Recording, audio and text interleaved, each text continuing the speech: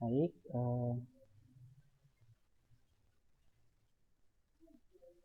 saya mulai ya.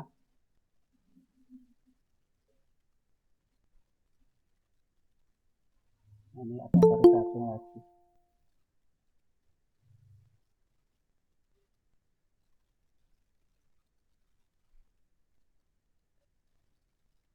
Oke, sudah nampak ya untuk share screen-nya ya?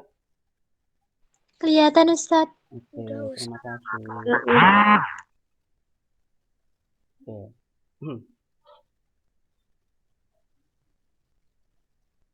Nah, jadi di kelas 11 ini kita akan belajar berbagai materi perhitungan kimia lebih tepatnya ya, banyak perhitungannya. Ini masih ada aja yang baru masuk, Rek. Sebentar saya hentikan dulu kalau begitu.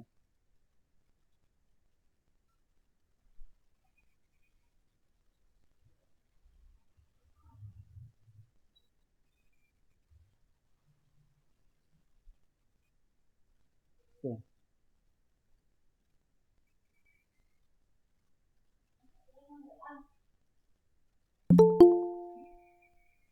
Oke. Jadi kita akan belajar tentang materi yang pertama atau di bab yang pertama adalah tentang bab pertama hidrokarbon dan minyak bumi. Oke, sebelum kita masuk ke dalam materi tersebut ada yang ingin saya tanyakan. Kira-kira kalau kalian mendengar atau ya istilahnya itu mendengar kalimat atau nama dan di dalamnya itu mengandung kata hidrokarbon. Nah, hidrokarbon aja dulu. Kira-kira apa yang ada di benak kalian atau apa yang ada di pikiran kalian ketika mendengar kata hidrokarbon? Ada yang bisa menjawab? Ada yang bisa mengungkapkan pendapat? Alkohol. Oke, alkohol. Oke, boleh. Yang lain? Kalau mendengar istilah hidrokarbon, kira-kira apa yang ada di benak kalian?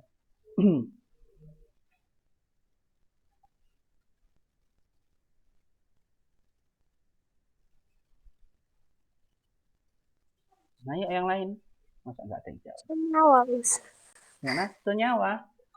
Iya. Oke, boleh sih. Boleh senyawa. Selain itu ada lagi. Kita jangan terlalu jauh ya. Dari kata hidrokarbon, itu kira-kira apa yang ada di benak kalian? Saya nggak minta kalian harus menyebutkan sesuatu yang menurut kalian asing atau bagaimana. Cuma dari kata hidrokarbon itu aja. Apa? Hidrogen. Hidrogen dan karbon. Metana. Oke, pintar. Oh, ada yang jawab metana, Pak. Oke, benar juga. Jadi kalau kalian mendengar istilah hidrokarbon, yang di benak kalian itu sebenarnya adalah ada senyawa, Pak, yang ternyata dapat tersusun dari unsur apa? Tadi sudah dijawab sama temanmu tadi, siapa tadi? Tersusun dari unsur hidrogen dan unsur karbon.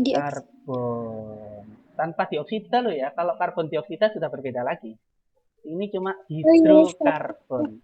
Hidrokarbon itu adalah senyawa yang tersusun dari atom hidrogen dan atom karbon.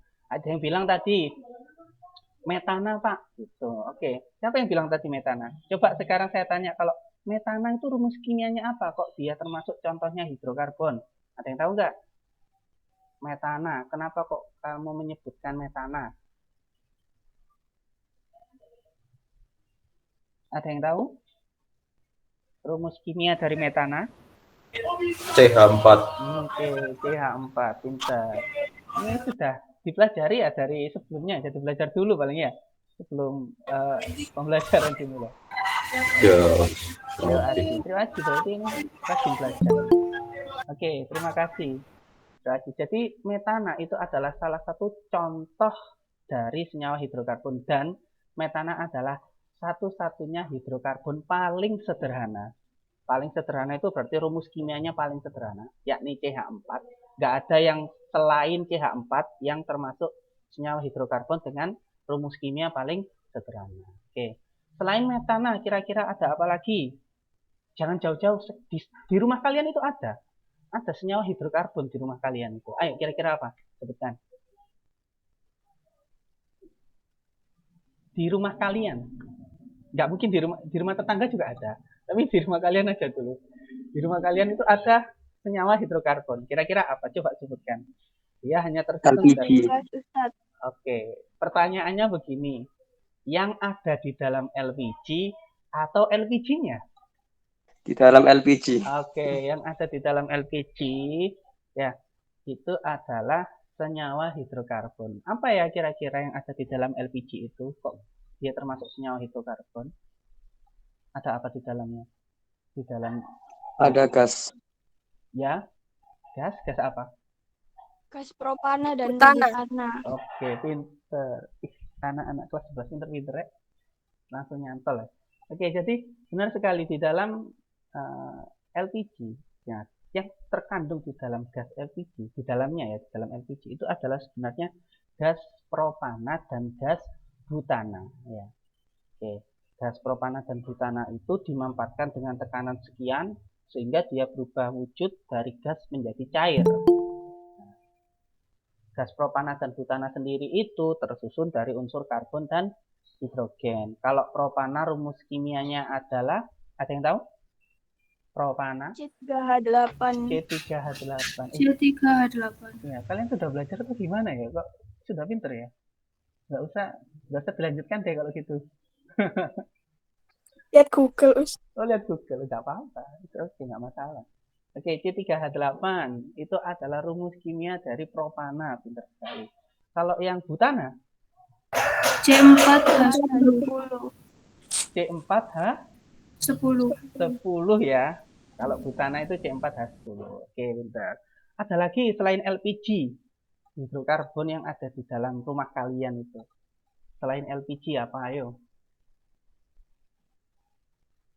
Bensin, Us. Oke, cakep. 100 bensin. Bensin itu juga salah satu senyawa hidrokarbon. Ya, dia berasal dari penyulingan minyak bumi. Jadi hidrokarbon itu ya berasal dari minyak bumi. Minyak bumi berasal dari jasad-jasad renik yang sudah membusuk ya istilahnya. Berpuluh-puluh juta tahun yang lalu. Ya. Kalau bensin ada yang tahu rumus kimianya apa? Bensin? 8H15. 15. C8H?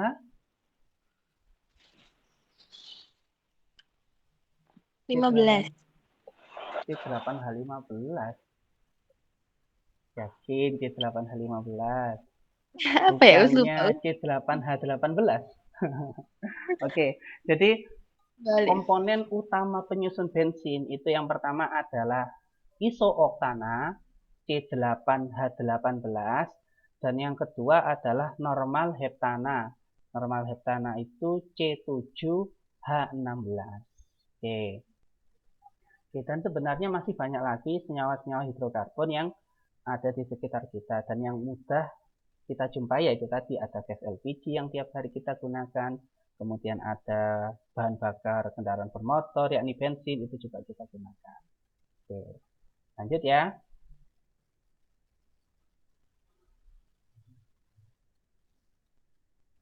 Oke, kita langsung masuk ke dalam penggolongan senyawa berdasarkan jenisnya. Jadi penggolongan senyawa berdasarkan jenisnya di sini kita bagi menjadi dua. Yang pertama ada senyawa organik dan yang kedua adalah senyawa anorganik. Kalau senyawa organik itu lebih cenderung ke arah senyawa-senyawa yang terkandung di dalam tubuh hewan atau yang berasal dari makhluk hidup ya. Yang berasal dari makhluk hidup. Ada karbohidrat, ada protein, ada lemak, ada vitamin, dan lain sebagainya. Termasuk enzim, hormon, itu masuk golongan protein. Terus kayak minyak, nah kemudian lemak, dan sebagainya itu masuk lipid ya. Kalau lemak di sini. Kemudian ada karbohidrat. Nah, itu dibuktikan bahwa contohnya padi bisa menghasilkan karbohidrat ya, karena di dalamnya kan ada zat yang bernama amilum. Kemudian dagingnya hewan mengandung protein dan lemak. Terus kemudian buah-buahan itu mengandung banyak vitamin. Nah, itu membuktikan bahwa senyawa-senyawa organik itu pada umumnya berasal dari makhluk hidup. Selanjutnya ada senyawa yang bernama anorganik atau golongan senyawa anorganik. Berarti senyawa anorganik ini lebih cenderung ke arah senyawa-senyawa yang berasal dari alam, yang bukan berasal dari makhluk hidup ya. Nah, ini lebih ke arah mineral. Mineral itu senyawa-senyawa yang mengandung unsur logam biasanya. Contohnya ada garam karbonat. Soda kue itu termasuk senyawa anorganik. Garam NaCl yang biasanya kalian konsumsi itu juga termasuk senyawa anorganik. Kemudian ada seperti karbon dioksida, ini juga termasuk senyawa anorganik. Nah, dari segi perbedaan senyawa organik dan anorganik, kestabilannya kalau senyawa organik itu mudah terurai. Buktinya adalah contohnya seperti sampah-sampah organik dari tumbuhan-tumbuhan, misalnya daunan, itu kan mudah terurai, mudah terbakar ya. Artinya dia itu gampang berubah struktur kimianya. Tapi kalau senyawa anorganik itu lebih cenderung stabil. Contohnya ya garam. Garam kalau kalian panaskan, kalau kalian bakar kan tetap bentuknya itu garam. Dia nggak berubah. Dia termasuk lebih stabil. Jadi senyawa anorganik lebih stabil daripada organik. Itu juga tergantung dari titik lebur sama titik didihnya, dari sifat fisikanya. Kalau senyawa organik itu relatif rendah, sedangkan untuk senyawa anorganik itu relatif tinggi. Nah, contohnya senyawa organik kan seperti bensin. Bensin itu termasuk senyawa organik. Kalau kamu biarkan di tempat terbuka, lama-kelamaan dia akan apa? Bensin kalau dibiarkan di tempat terbuka, lama-kelamaan akan menguap, Pak. Menguap. Nah, itu menunjukkan bahwa titik didih dari bensin itu relatif tinggi. Relatif rendah dong. Karena dia mudah menguap. Tapi sedangkan contohnya kayak senyawa anorganik seperti garam. Garam itu kamu panaskan, ya, kamu taruh panci, kamu panaskan pakai api, dia nggak akan sampai leleh, ya. Karena suhu api sendiri itu kalau di rumah itu ya, api dari LPG itu sekitar 600 sampai 700 derajat Celcius. Sedangkan kalau melelehkan garam itu butuh sekitar 900 sampai 1000 derajat Celcius, bahkan lebih ya. Lebih kalau nggak salah, lebih dari 1000 derajat Celcius. Jadi senyawa anorganik itu lebih cenderung memiliki titik lebur dan titik didih yang sangat tinggi. Dari segi kelarutan itu kemampuan membentuk suatu larutan dengan pelarut. Mudah larut dalam pelarut nonpolar kalau senyawa anorganik. Nah, sedangkan untuk anorganik mudah larut dalam pelarut polar. Nah, pelarut polar yang umum kita gunakan atau umum dipakai oleh ilmuwan kimia atau semua orang lah katakanlah. Kira-kira pelarut apa yang umum kita gunakan? Zat yang digunakan untuk melarutkan yang umum. Air. Oke, pintar. Air. Jadi air itu disebut sebagai pelarut universal atau pelarut umum. Ya. Jadi banyak sekali yang menggunakan air sebagai pelarut. Nah, senyawa organik itu cenderung lebih mudah larut dalam pelarut nonpolar. Sedangkan air sendiri itu adalah pelarut yang apa? Kalau air itu polar atau nonpolar? Non-solar. Air itu bersifat polar. Ya. Buktinya begini.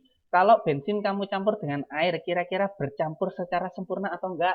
Itu aja logikanya. Enggak. Enggak, karena yang satu polar, satunya non polar. Yang organik non polar, yang air polar. Tapi kalau kalian mencampurkan garam dengan air, maka akan tercampur secara sempurna membentuk larutan. Itu menunjukkan bahwa senyawa anorganik lebih mudah larut dalam pelarut polar.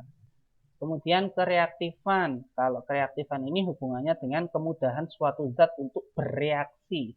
Kalau senyawa organik lebih cenderung kurang reaktif atau bereaksi dengan lambat. Sedangkan untuk senyawa anorganik reaktif atau umumnya berlangsung sangat cepat untuk reaksi kimianya. Strukturnya kalau senyawa organik lebih cenderung didominasi oleh rantai karbon, ya namanya organik. Organik itu umumnya yang pertama adalah karbon, ya karbon, hidrogen, oksigen itu senyawa organik. Sedangkan senyawa anorganik umumnya tidak mempunyai rantai karbon. Tapi jangan salah, Pak, apakah selalu seperti ini? Apakah senyawa organik sama anorganik itu bagikan air dan minyak begitu? Oh, tidak. Jadi senyawa organik dan anorganik itu kadangkala dia dapat membentuk suatu kesatuan, bergabung, jogres. Mereka bisa membentuk ya, senyawa yang bernama organologam. Organologam itu perpaduan antara senyawa organik dengan anorganik. Oke. Nah, ada yang baru gabung lagi. Siapa ini? Mas Adin. Oke. Selanjutnya kita akan bicara tentang identifikasi senyawa karbon atau membuktikan adanya senyawa karbon dalam suatu senyawa organik. Ya. Oke. Di sini membuktikan adanya gas CO2 itu bagaimana? Nah, ada caranya. Gas CO2 ya, itu kan diperoleh dari hasil pembakaran.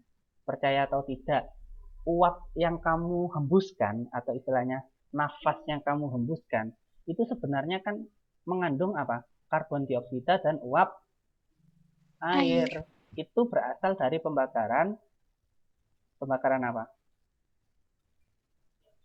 Pembakaran zat makanan, lebih tepatnya adalah gula atau glukosa yang ada di dalam sel kamu, dibakar dengan oksigen, menghasilkan CO2, terus ditransfer ke paru-paru melalui darah, kemudian lewat paru-paru dikeluarkan, ya, dihembuskan nafas mengandung CO2. Lah, bagaimana caranya kita bisa membuktikan bahwa yang kita hembuskan itu CO2? Ada berbagai cara. Yang pertama, bisa membuktikan CO2 dengan mengalirkan ke air kapur. Kalau air kapur itu larutan yang tak berwarna seperti air, ya, nggak ada warnanya, ya, bening. Kalau gas CO2 itu dihembuskan atau dialirkan dengan konsistensi tertentu, ya, dialirkan terus-menerus, nanti lama-kelamaan kalau karbon dioksida tadi sudah bereaksi dengan air kapur, maka akan terbentuk kalsium karbonat yang membuat air yang awalnya tadi bening akan menjadi keruh. Nah, ketika air kapur diberi gas, ternyata kok air kapurnya berubah jadi keruh, itu menunjukkan bahwa adanya karbon dioksida di dalam udara yang dihembuskan tadi. Kemudian selanjutnya, kita juga bisa menggunakan cara yang simpel sebenarnya. Kenapa kalau kita mematikan api, itu biasanya ditiup? Nah, sebenarnya ada sedikit hubungannya. Kalau kita meniup api, terus apinya mati, itu sebenarnya bukan karena tiupan kita, tapi karena gas karbon dioksida yang kita tiup, itu akan menutupi area api, sehingga tidak ada oksigen di area tersebut. Jadi apinya mati. Beda kalau misalnya ada api, kalian hembuskan udara, tapi udaranya berisi oksigen. Nah, itu justru akan semakin membara apinya. Kenapa? Karena yang kalian hembuskan atau yang kalian semprotkan itu adalah gas oksigen. Tapi kalau gas karbon dioksida, otomatis api tersebut akan mati. Oke. Jadi prinsip mematikan api dengan disebul istilahnya, ya. Ditiup itu mati karena apa? Karena yang kita tiupkan itu adalah gas karbon dioksida, atau lebih tepatnya bukan oksigen. Andaikan itu oksigen, maka apinya akan semakin membara. Selanjutnya, membuktikan adanya H2O atau uap air. Biasanya cara yang paling simpel adalah kita di depan kaca, terus kita menguap. Gitu ya. Nanti akan ada bintil-bintil, istilahnya apa ya? Titik-titik uap air begitu ya. Itu menunjukkan adanya uap air. Tapi secara ilmiah kita bisa menggunakan kertas kobalt biru. Nah, apabila dia bertemu dengan air, maka kertas kobaltnya akan berubah menjadi merah muda. Nah, itu adalah berbagai cara untuk mengidentifikasi adanya adanya karbon dioksida dan uap air yang berasal dari pembakaran senyawa karbon. Ya. Jadi kalau senyawa karbon, contohnya kayak tadi ada glukosa dalam tubuh kita dibakar, hasilnya CO2 dan H2O, kita buktikan bahwa benar nggak ini CO2, benar nggak ini H2O, hasil pembakaran. Oke. Lanjut. Ada yang ditanyakan sebelumnya? Terus itu kalau pas di lab kan kita bakar pakai spiritus. Ya. Itu kok nggak boleh ditiup, kenapa? Nggak apa? Nggak boleh ditiup spiritusnya. Api dari spiritus nggak boleh ditiup. Oh, Harus ditutup. mematikannya. Iya. Oh ya, loh, itu juga salah satu cara. Itu tadi cuma perumpamaan saja kan. Setiap hari kan kita kalau misalnya ada api kan biasanya ditiup, api kecil loh ya. Tapi kalau api besar ya nggak mungkin. Seperti apinya LPG kan nggak mungkin kita tiup ya. Kalau api kecil aja.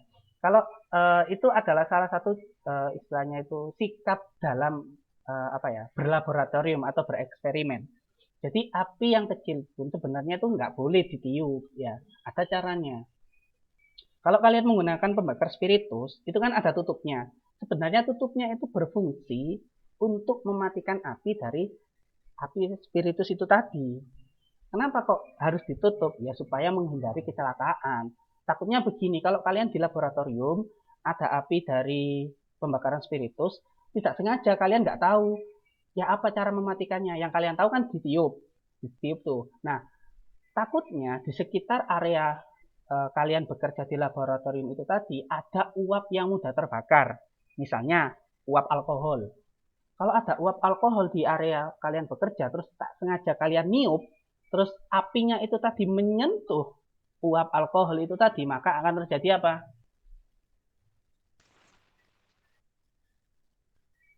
Akan terjadi apa? Api merambat ke gas.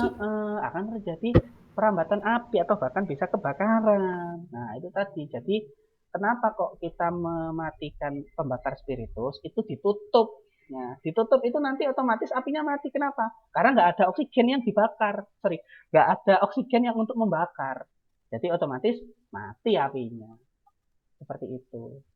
Ya, itu salah satu sikap dalam bereksperimen sebenarnya ya. Sikap dalam bereksperimen, tata cara yang tepat. Jadi nggak boleh sebenarnya kalau kita waktu di laboratorium mematikan api dengan ditiup, itu nggak boleh, itu pasti disalahkan. Pasti akan ditegur sama guru kalian nanti. Iya pasti, laporan pasti akan ditegur. Kenapa? Karena nggak boleh niup itu. Harus ditutup dengan tutupnya, itu fungsinya. Jadi tutup itu bukan hanya untuk sekedar cantik-cantikan supaya ada tutupnya gitu, enggak. Tutup itu berfungsi untuk mematikan api ketika tidak digunakan. Oke, paham ya? Paham, Bos. Oke. Nah, ini adalah contoh identifikasi senyawa karbon. Di sini ada sampel yang mengandung senyawa karbon, kemudian dibakar. Nah, ketika dibakar, otomatis di sini nanti dia akan bereaksi dengan oksigen. Oksigen itu yang bertindak sebagai oksidator dan akan menghasilkan uap air dan karbon dioksida. Terus uap air sama karbon dioksida tadi lewat sini, ke bawah sampai sini. Nah, terus di sini akan timbul gelembung, luk gitu. Nah, yang bereaksi dengan air kapur, di sini kita menggunakan barium hidroksida. Yang bereaksi dengan air kapur siapa? Karbon dioksida atau air? Kalau berdasarkan penjelasan saya sebelumnya tadi. Karbon dioksida. Oke, karbon dioksida. Ketika air kapurnya bertemu dengan karbon dioksida, apa yang terjadi di dalam larutan air kapur ini? Keruh. Keruh, oke. Bisa ya? Jadi, ada yang gabung lagi.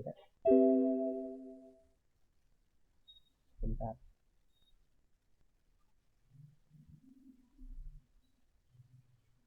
Oke, jadi air kapur di sini dia akan menjadi keruh karena adanya gas karbon dioksida yang bereaksi dengan air kapur tersebut membentuk senyawa karbonat. Oke, seperti yang saya jelaskan tadi. Oke. Ini sumber-sumber senyawa karbon ada dari tumbuhan, hewan, batu bara, gas alam, minyak bumi. Oke. Sekarang kita masuk ke kekhasan atau istilahnya karakteristik atom karbon. Ini adalah atom yang sangat yang sangat penting dan merupakan salah satu unsur utama pembentuk di dalam tubuh kita, ya.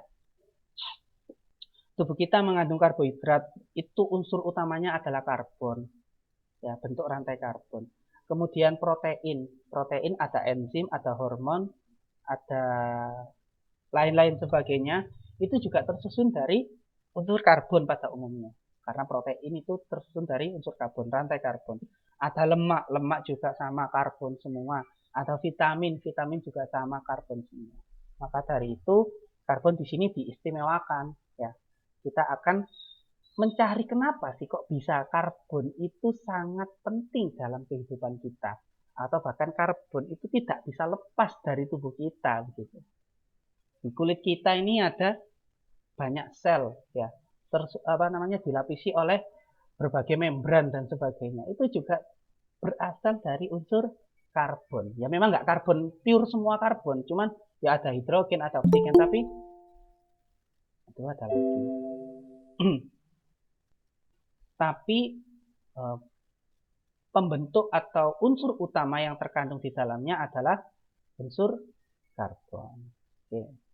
Kalau kalian nggak percaya begini, kalau tahu kan kalian kebiasaan atau istilahnya adatnya orang Bali, ya, adatnya orang Bali kalau ada misalnya yang wafat, apa yang dilakukan?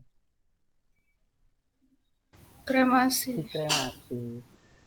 Apa hasil dari kremasi itu? Abu. Abu. Nah, abu itu unsur utamanya adalah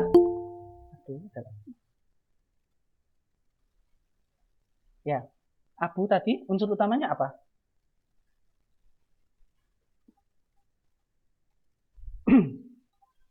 Abu ya unsur utamanya adalah karbon.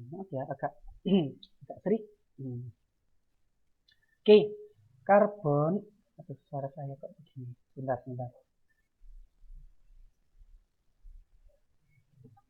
Bentar ya. Saya minum.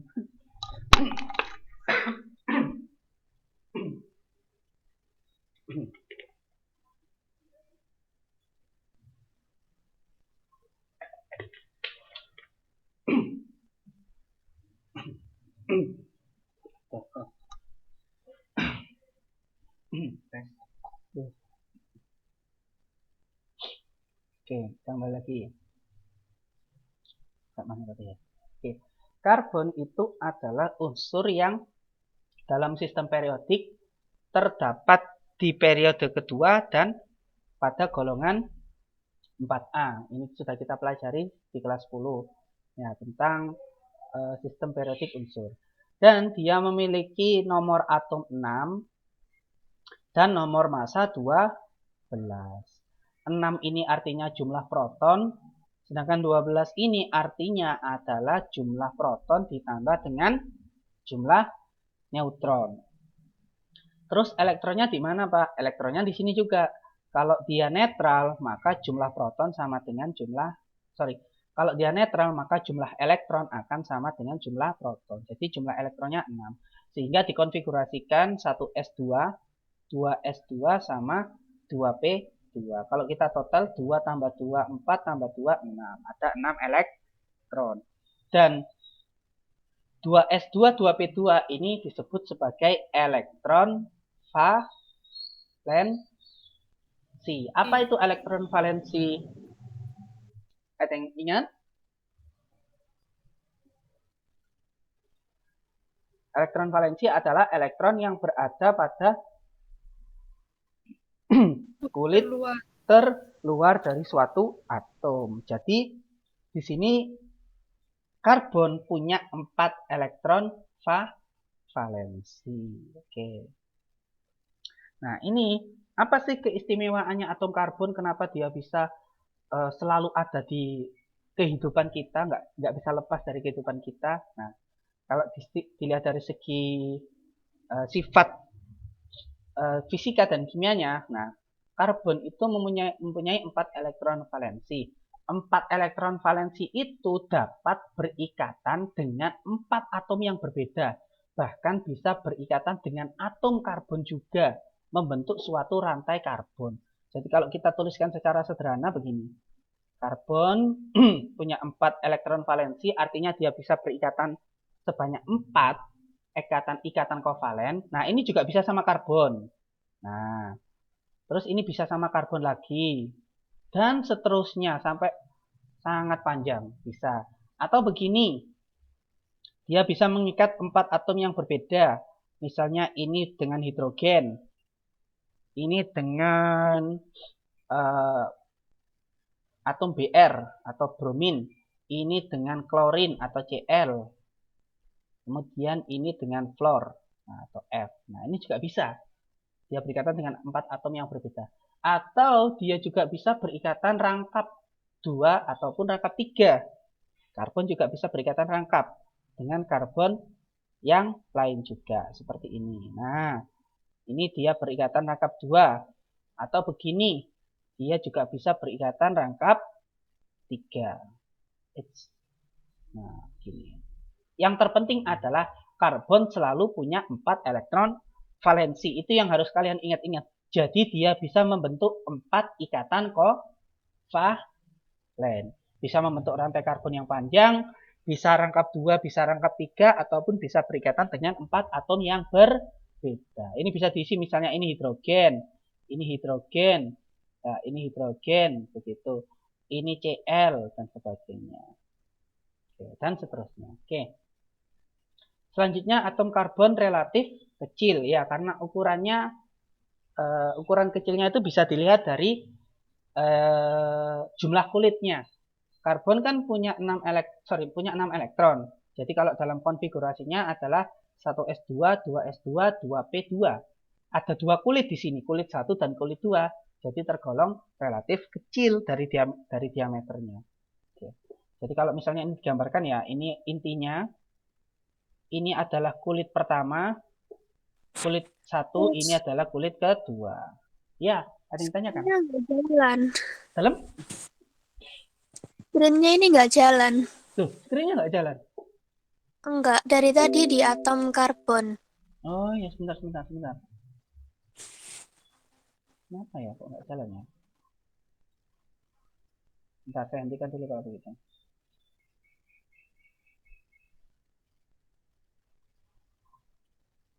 Iya, karena tadi keluar terus gitu loh. Sudah? Sudah ya? Sudah, Pak. Ya, oke. Tadi sudah jelas ya.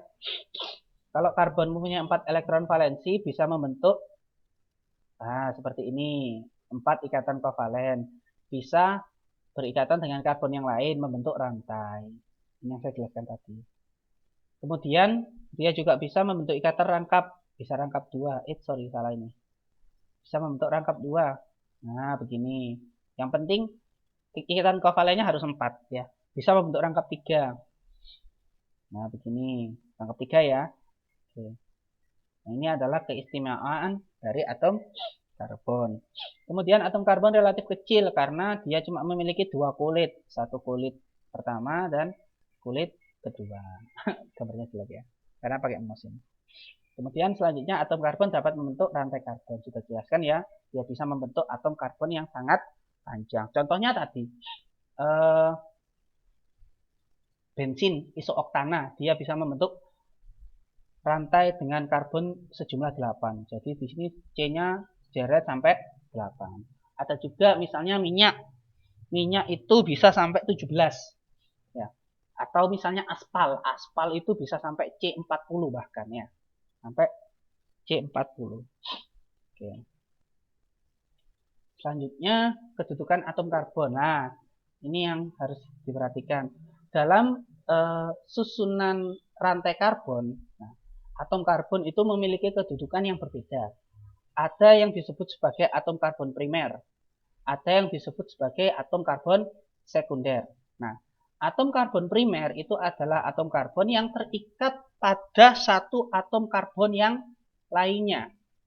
Ya, sedangkan kalau atom karbon sekunder itu adalah atom karbon yang terikat langsung pada dua atom karbon lainnya. Saya contohkan begini. Karbon, terus di sini ada karbon lagi misalnya. Nah, karbon ini terikat dengan satu atom karbon lainnya. Gerak nggak? Gitunya. Apa coret-coretan saya? Gerak ya? Enggak, Itu nggak jalan, Pak. Nggak jalan lagi. Apa Iya. yang enggak ada terjadi? keistimewaan. Tuh, padahal sudah saya Sudah, Us. Sudah, Us. Sudah. Ada, Pak. Udah ganti Ustadz. Oh, tak cek dulu. Gerak nggak? Slide-nya ini saya geser-geser. Enggak, Us. Enggak juga. Ustadz. Apa ya? Nggak bisa begini ya. Gini aja sih. Sampai waktunya habis lah nih. Layar aja. Wis.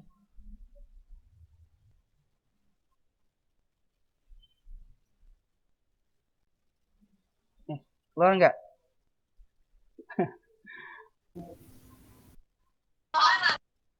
Keluar ya? Geser. Keluar.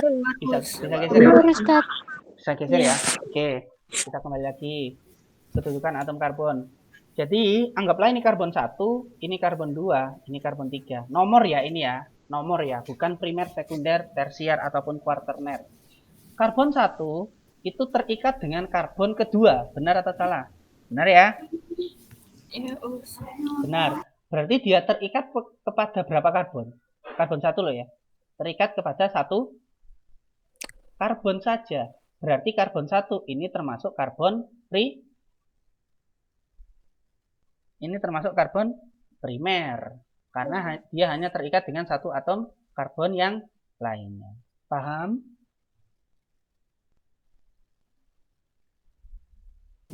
Karbon 1 kan terikat dengan satu karbon yang lain. Nah, karbon kedua. Berarti dia termasuk primer. Sekarang karbon kedua. Karbon kedua itu terikat dengan dua atom karbon yang lain. Karbon 1 dan juga terikat dengan karbon nomor 3. Berarti karbon 2 termasuk atom karbon Sekunder. Nah, kalau begitu karbon 3, dia termasuk karbon apa? Secara kedudukan? Primer. Primer, pinter. Primer. Karena dia hanya terikat dengan satu karbon saja, yakni dengan karbon 2. Itu adalah kedudukan atom karbon. Oke, ini saya sedikit memberi gambaran ya. Kita menggunakan ChemDraw Ultra. Oke, keluar nggak ChemDraw Ultra saya? Misalnya Keluar, Us. saya mau strukturnya pentana. Kita gunakan dalam bahasa Inggris ya. Nah, otomatis keluarnya begini. Nah, ini pentana. Kalau kita isi dengan atom karbon, di sini itu sebenarnya isinya adalah CH3. Di sini itu isinya adalah CH2. Di sini isinya adalah CH2. Ini isinya adalah CH2. Dan di sini isinya adalah CH3. Oke. Kemudian ini ingin saya tampilkan dalam bentuk 3D atau 3 dimensi di sini dengan Chem 3D Pro. Nah, keluar nggak Chem 3D Pro-nya? Keluar. Oke, ini adalah Chem 3D Pro. Kalau kalian amati, ini adalah bentuk sesungguhnya dari senyawa kimia dilihat dari tingkat atom. Nah, di sini bentuknya bisa bisa diimajinasikan ya. Di sini ada karbon. Ini yang besar ini, tengah ini atom karbon. Nah, ini kan ada karbon 1, karbon 2, karbon 3, karbon 4, karbon 5. Kemudian yang putih-putih kecil itu adalah atom apa? Yang putih-putih kecil itu.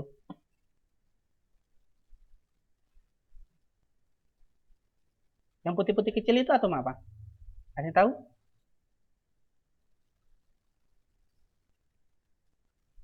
Yang putih-putih kecil itu? itu adalah atom hidrogen. Ya. Nah, ini adalah karbon 1, karbon 2, karbon 3, karbon 4, karbon 5. Dan yang ini yang putih-putih ini adalah atom hidrogen. Oke, Hidrogen. benar sekali. Oke, sekarang saya tanya, dari struktur pentana ini ada berapa atom karbon primer secara kedudukan dan ada berapa atom karbon sekunder? Ayo. 2 primer, 3 sekunder. Oke, 2 primer, 3 sekunder. Sebut karbon berapa saja yang termasuk primer dan yang termasuk sekunder.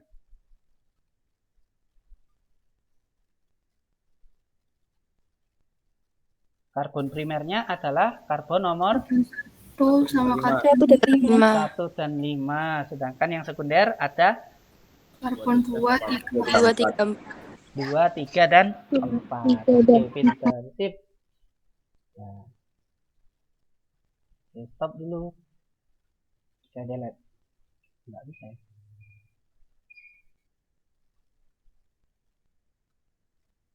Bentar.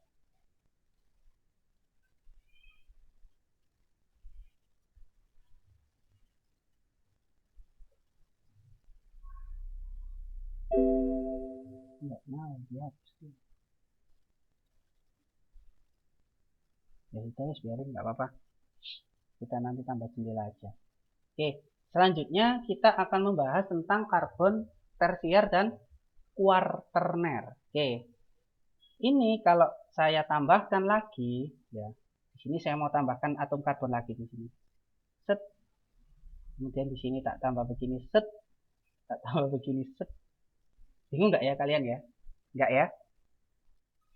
Enggak, Ustaz. Enggak, oke, alhamdulillah enggak bingung. Kemudian di sini tak tambah lagi, set, begini.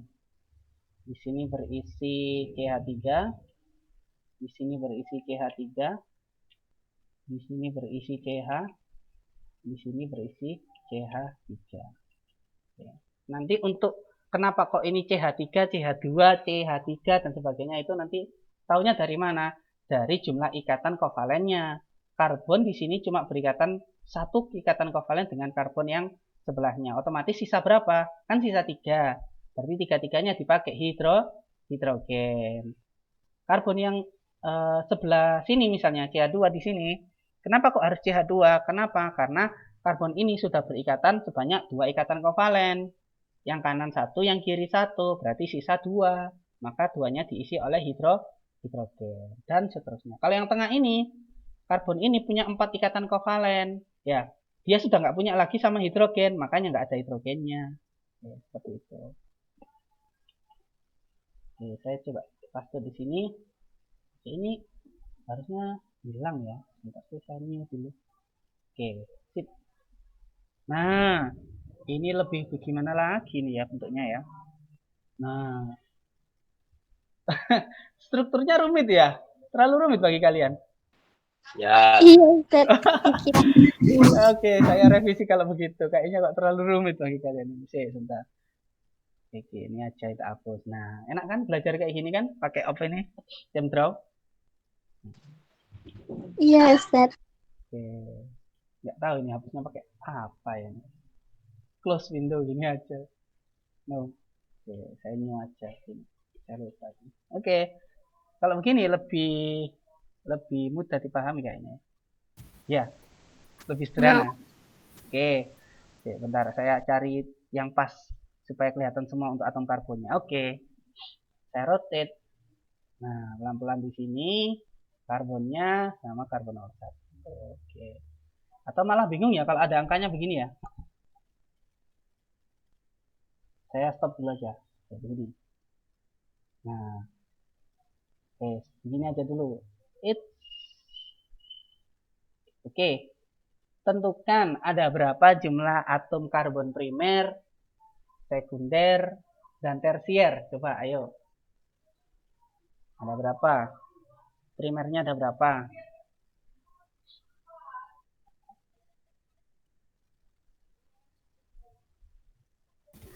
Empat. Primernya ada 4. Kita hitung ya. Di sini 1. Ya.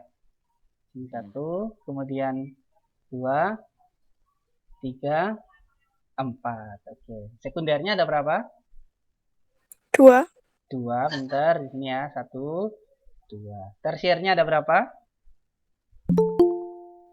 Ada yang 1.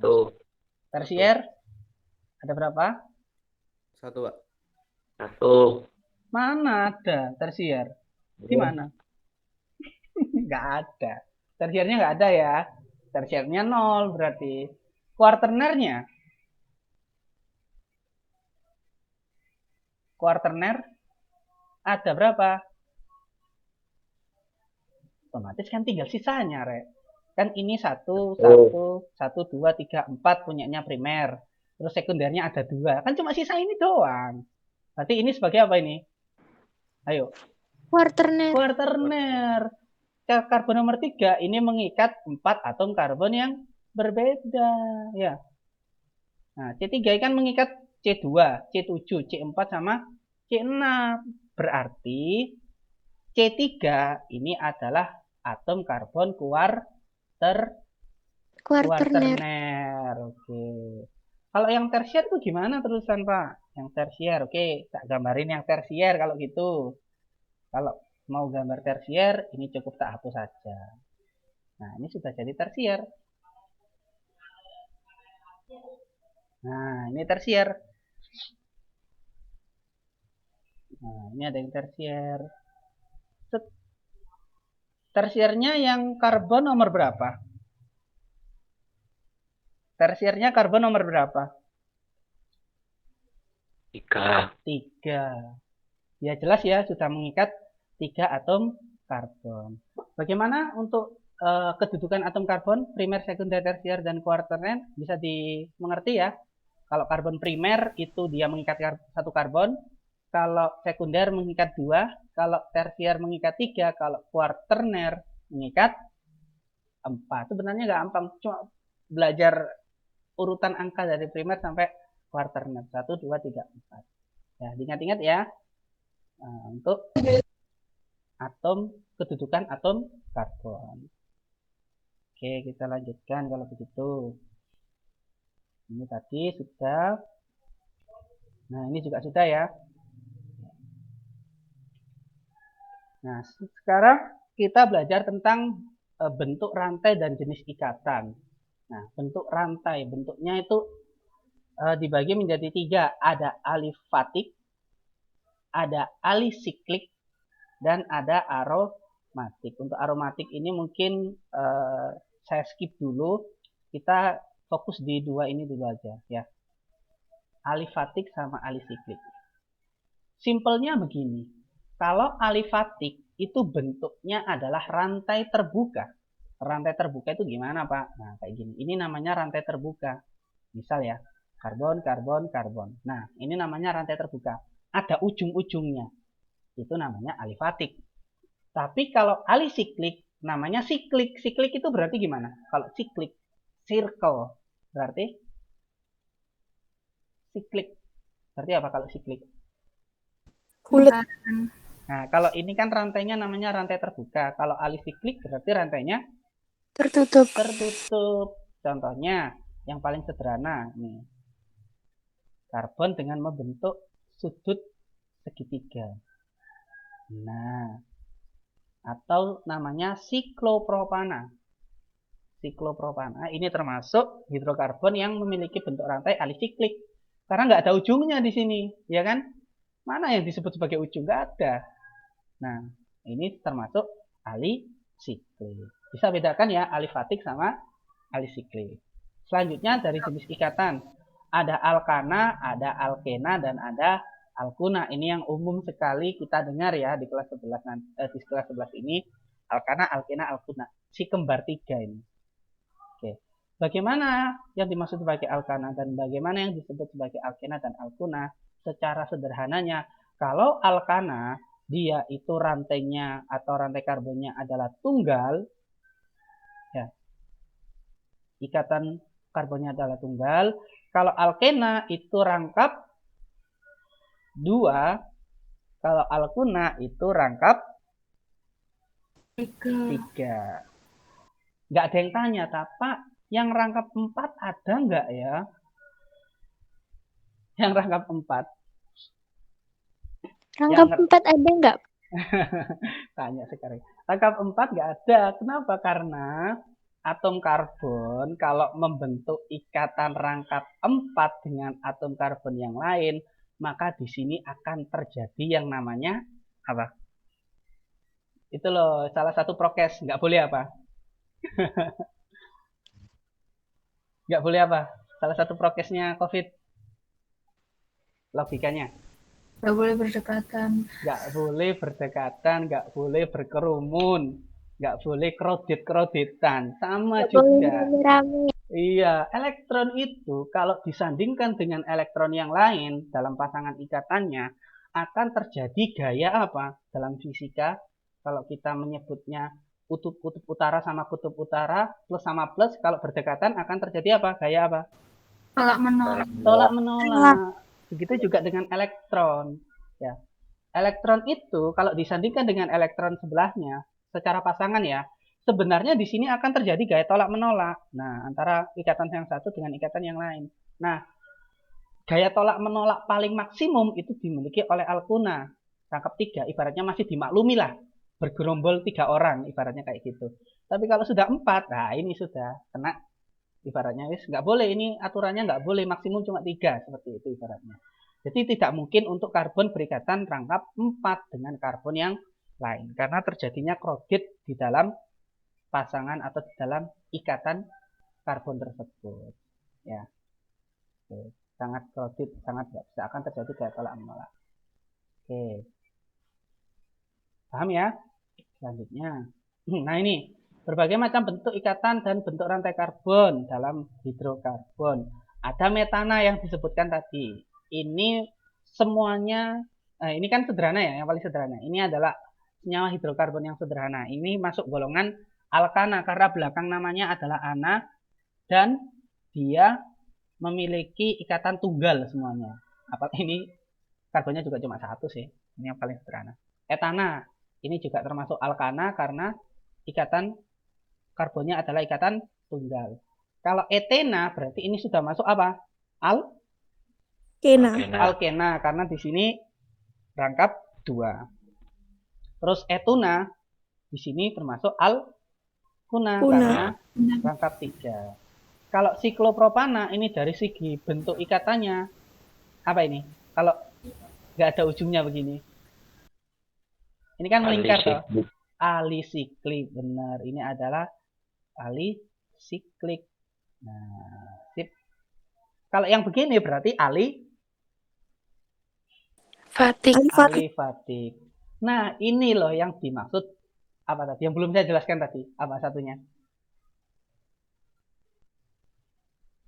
Aromatik. Aromatik itu cirinya atau istilahnya contohnya salah satunya adalah benzena. Ya. Benzena ini termasuk senyawa aromatik. Kenapa? Karena dia memiliki ikatan rangkap 2 yang terkonjugasi. Terkonjugasi itu selang-seling. Rangkap 2 tidak. Rangkap 2 tidak. Rangkap 2 tidak. Nah, ikatan rangkap 2 yang terkonjugasi itu adalah salah satu contoh senyawa yang bersifat aromatik. Aromatik itu punya aroma sendiri, punya ciri khas sendiri. Ya. Namanya saja aromatik. Ya. Punya aroma yang khas. Benzena. Oke. Bisa dipahami ya apabila dalam bentuk siklik dia punya ikatan rangkap 2 tunggal 2 tunggal 2 tunggal itu berarti senyawa aromatik. Nah, salah satunya benzen. Ini nanti lebih detailnya akan dibahas di kelas 12. Kita cukup belajar yang alisiklik, alifatik, kemudian alkana, alkena dan alkuna. Nah, dari penggolongan jenis ikatannya, hidrokarbon ada yang disebut ikatan jenuh dan tak jenuh. Kalau jenuh itu adalah ikatan tunggal atau alkana, kalau tak jenuh itu adalah ikatan